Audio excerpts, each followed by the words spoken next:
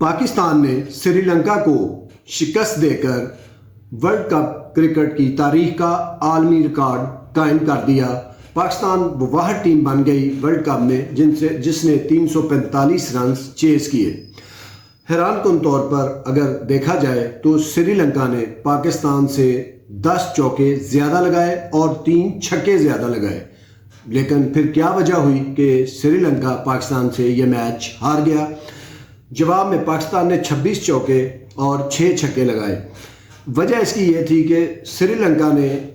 132 dot ball खेली, जबकि comparatively जो पाकिस्तान की बुरी आदत है डॉट बॉल खेलने की, पाकिस्तान ने 102 डॉट बॉल खेली। और वो जो 25 डॉट बॉल पे सिंगल डबल या 3 रन हुए वो मेन डिफरेंस थे इस मैच का। और पाकिस्तान को ये ही चीज़ को आगे लेके जाना चाहिए और पाकिस्तान अगर अपनी इस डॉट बॉल वाली कम खेलने वाली कमज़ोरी के ऊपर इसी तरह काबू पाए तो कोई वजह नहीं कि पाकिस्तान इस टूर्नामेंट में बहुत अच्छी परफॉर्मेंस दे सकता है। और दूसरा, पाकिस्तान के लिए इस टूर्नामेंट में श्रीलंका से, नीदरलैंड से, अफ़गानिस्तान से और बांग्लादेश से हारना अफोर्ड नहीं,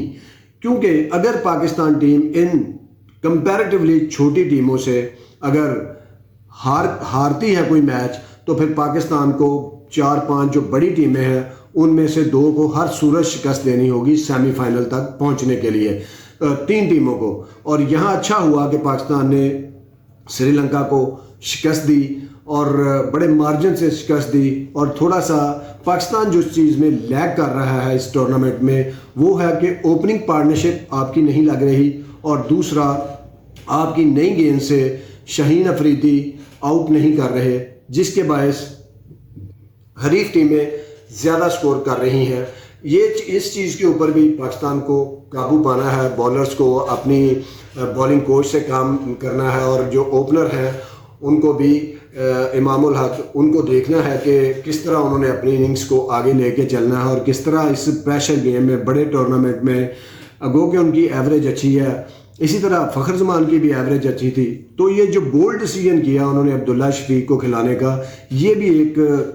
बड़ा फैक्टर हुआ इस मैच को पाकिस्तान के लिए जीतने का। और दूसरा ये है कि देखें, इमामुल हक भी अगर आउट ऑफ फॉर्म है तो बाबर आजम ने अगर पहले दूसरे ओवर में ही आना है तो फिर वो ओपन पे भी आ सकते हैं। और इसी तरह फ़खर जमान का हो सकता है कि फॉर्म से ज़्यादा रिफ्लेक्स का प्रॉब्लम हो, क्योंकि क्रिकेटर की वैसे भी 5-7 उम्र कम लिखवाई होती है साल, और अगर वो 34 साल के हैं तो फिर 32-33 साल के हैं तो इट्स मीन कि वो 37-38 साल के हैं, तो रिफ्लेक्स का मसला है, तो उनको मिडल ऑर्डर में लाया जा सकता है। और दूसरा, इमामुल हक को भी रेस्ट दे के देखिए, ये बोल्ड डिसीजन आपको बड़ी टीमों के खिलाफ भी करने हैं। कोई भी श्रीलंका की ठीक है बॉलिंग जो है वो इनएक्सपीरियंस है, पथराना, दुशाका, ये सब नए प्लेयर हैं, इनको बहुत ज़्यादा एक्सपीरियंस नहीं है इंटरनेशनल क्रिकेट का। तो यही स्कोर अगर हमारे बॉलर्स इतना स्कोर अगर ऑस्ट्रेलिया के खिलाफ, भारत के खिलाफ या साउथ अफ्रीका या न्यूजीलैंड के खिलाफ दे देंगे तो फिर मुश्किल होगी पाकिस्तानी बल्लेबाजों को उस बॉलिंग के खिलाफ इतना बड़ा चेज करना। तो इस चीज़ के ऊपर भी पाकिस्तान टीम ने जो है वो काबू पाना है इन फ्यूचर मैच जीतने के लिए। और अगर पाकिस्तान बांग्लादेश और अफ़गानिस्तान को शिकस्त देगा, जो कि देनी चाहिए, और उसके बाद फिर 2 टीमें बचती हैं बड़ी 5 टीमों से, Bharat, New Zealand, England, south Africa से, कि इनमें से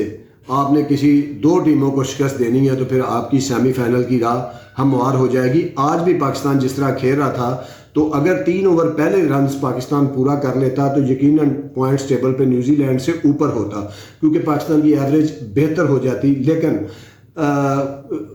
फॉरगेट इट, लेकिन रन रेट का भी इस टूर्नामेंट में आगे जाके कहीं ना कहीं मसला रहेगा। और श्रीलंका के लिए भी ये एक अलार्मिंग चीज़ है कि देखें, इस टूर्नामेंट में पाकिस्तान ने इस जीत से ये भी सीखा होगा कि अगर आप विकेटें बचा के 30 ओवर तक 3 या 2 आउट होते हैं आपके, तो ये जो बाद में बैटिंग वाले अंडर लाइट 20 ओवर है, इसमें ड्यू फैक्टर इतना ज़्यादा हो जाता है, गेंद की इतनी हालत बिगड़ जाती है, ये टर्न नहीं होती, सीम नहीं होती, स्विंग नहीं होती।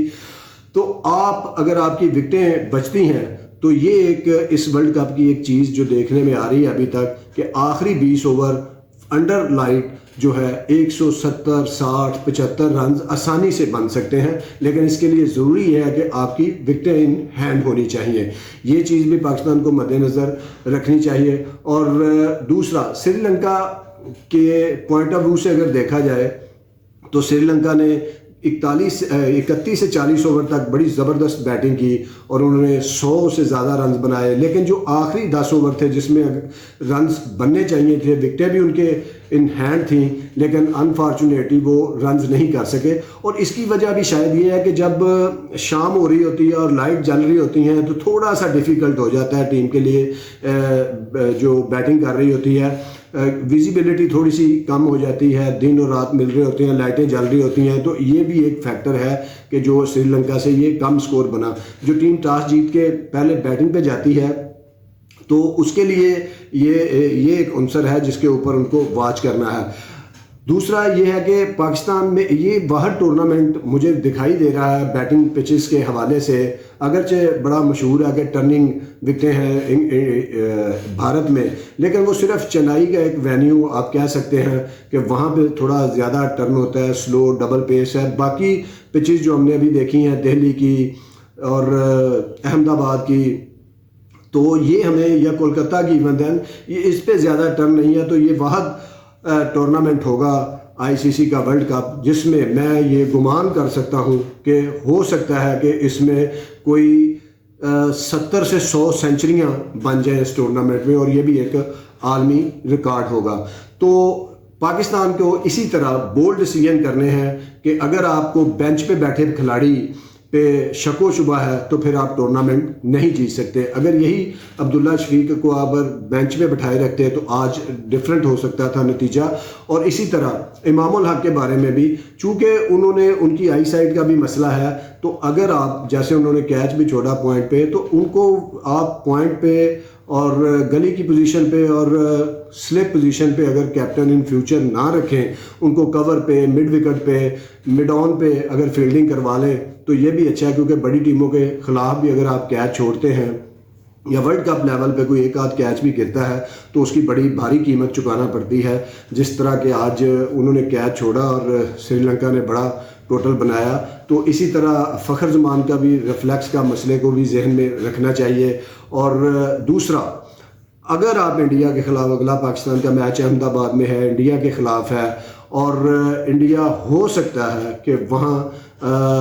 अश्विन को रेस्ट दे के किसी फास्ट बॉलर को खिलाए, क्योंकि वहाँ पे पिच ऐसी नहीं है। तो पाकिस्तान भी एक और बोल्ड डिसीजन कर सकता है कि वो अपने नायब कप्तान शादाब खान को इंडिया के मैच में रेस्ट दे के उसामा मीर को खिला के इसी सरप्राइज़ के साथ जो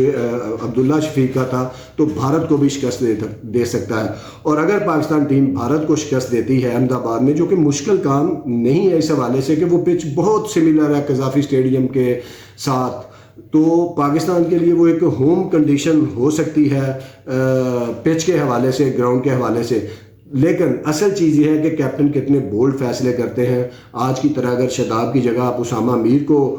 शामिल करते हैं उस मैच में,